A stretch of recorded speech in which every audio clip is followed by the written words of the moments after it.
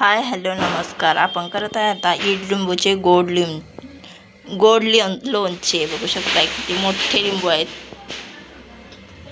जो एक लिंबू ना अर्धा किलोच्या असं पुढं असेल इतके मोठे लिंबू आहेत. आता आपण ह्याचे लोणचे करूया. ईडलिंबूचे गोड लोणचे आपण करणार आहे. आता ह्याला आपण कट करून घेऊया. कट करून घेते आणि मग बघूया. मी अशा छोट्या छोट्या फोडी करून घेतलेल्या आहेत. बघू शकता मस्त अशा छोट्या छोट्या. सगळे पूर्ण बी काढायचे, जेणेकरून बी असले की ना आपलं लोणचं थोडंसं तुरट होण्याची शक्यता असते.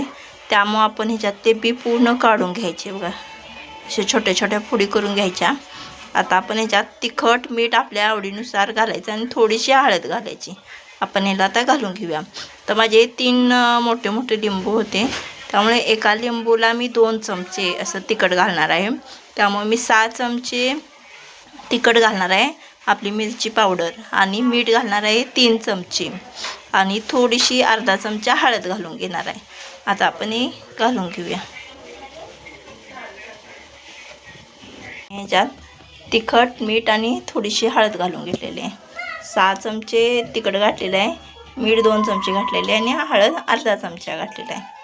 आता आपण ह्याच्यात साखर घालूया, जेणेकरून मला आता ह्याच्यात 3 ते 4 वाट्या, छोटी वाटी असते ना ती वाटी, मला 3 ते 4 वाट्या मी ह्याच्यात साखर घालून घेणार आहे.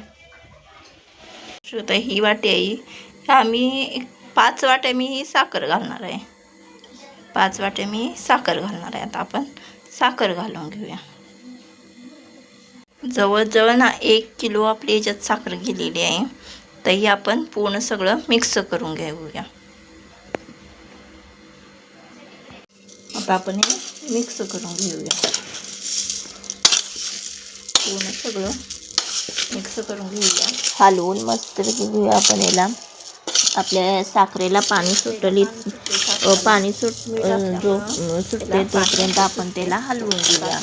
हलवून मस्तपैकी हलवून तसं ना ते मीठ आणि साखर मिक्स होईल तसं त्याला पाणी सुटणार आहे. आणि मस्त वाटते ना तुम्हाला? तोंडाला चव आली ना? तोंडाला पाणी आले का नाही सांगा. मस्त. व्हिडिओ आवडल्यास लाईक करा, शेअर करा आणि सबस्क्राईब करायला विसरू नका. आपलं आता हे मिक्स करून झालेलं आहे आणि बघू शकताय किती मस्त असं त्याला बघूनच ना तोंडाला पाणी आलं. तर मी कुकरमध्ये घातलेलं आहे, पातेल्यात बसलं त्यामुळे मी ह्याला कुकरमध्ये घालून घेणार आहे. 5 ते 6 शिट्ट्या करून घेणार आहे. माझा लहान कुकर पडला, आपण याला मोठा कुकरही घेऊ शकतो. थोडासा मोठा असेल तर बरं. बघा माझा लहान कुकर असल्यामुळे ना वर शिट्टीमधून त्याचं पाणी ना बाहेर पडत आहे. असं होऊ नये त्यासाठी आपण ह्याच्या मोठा कुकर घेऊ शकताय. आता आपल्याला ह्याला 5 ते 6 शिट्ट्या झालेल्या आहेत. बघू शकताय मस्त असं आपलं शिजलेलं आहे. मस्तपैकी कलर पण मस्त आला आहे. तोंडाला पाणी आलं हो, काय म्हणता राव. बघून कुणाच्या तोंडाला पाणी आलं ते सांगू शकताय का? हो, लाईक करा हो, तेवढं लाईक करा. चला आता आपण इकडे भरपूर झालं, पुढं करूया. चला लोणचं. आता हे ना आपण लोणचं पाणी आहे ना ते पूर्णपणे गाळून घ्यायचं, जेणेकरून त्याचं आपल्याला लोणच्यातले पाणी राहू नये. त्यासाठी आपण पुढं बघूया काय करायचं ते. पूर्ण गाळून पूर्ण घ्यायचं आणि पुढे त्या बाजूला काढून घ्यायच्या.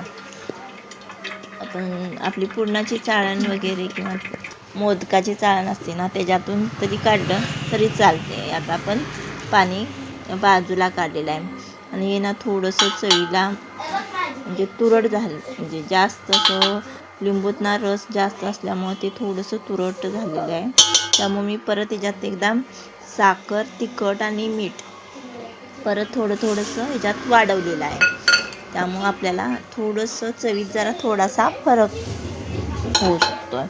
त्यामुळे आपल्याला हे लई पण आंबट असलं तर खाऊ वाटत नाही. त्यासाठी मी आणखीन थोडंसं गोड होण्यासाठी 1-2 वाट्या परत साखर ह्याच्यात मिक्स केलेली आहे. आता आपण ह्याला परत हे पाणी आहे ना थोडंसं उकळी येऊ द्यायचं, जेणेकरून आपल्याला ह्याच्यात साखर घातलेली आहे ती विरघळून थोडीशी उकळी मारून घ्यायची.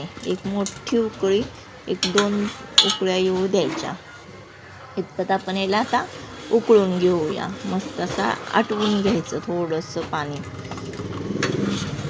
म्हणजे हलवत राहायचं जेणेकरून आपली साखरही विरघळली पाहिजे आणि खाली लागली नसली पाहिजे. इतकं आपण हलवून घ्यायचं.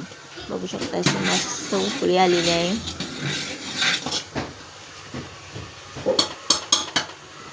उकळी येऊसपर्यंत त्याला गॅसवरती ठेवायचं. नंतर ना आपण ते गाळून काढलेलं आहे ना ते परत ह्याच्यात ओतायचं. बघू शकता आपलं आता हे घट्ट झालेलं आहे ना, असं होऊ द्यायचं. लई पण पातळ राहिलं ना ते लई पण पातळ राहिलं की ते पाणी होते. ते परत आपण थोडा दिवस त्याला ठेवलं की पाणी होऊ शकते. आणि ना टिकायला तर भरपूर चांगला आहे. जवळजवळ ना एक फ्रीजमध्ये ठेवलं की 1 वर्षभर टिकू शकते. पण बाहेर ना 1-2 ते 3 महिने राहू शकेल. मी बाहेर नाही ठेवलेलं, फ्रीजमध्येच ठेवलेलं आहे. जेणेकरून आता माझे 1 वर्षभर हे फिक्स राहू शकतं. हे 1 वर्षभरासाठी. त्याला कसं झालं आहे बघू शकताय. आवडल्यास लाईक करा, शेअर करा आणि सबस्क्राईब करायला विसरू नका. चला तर मग बाय.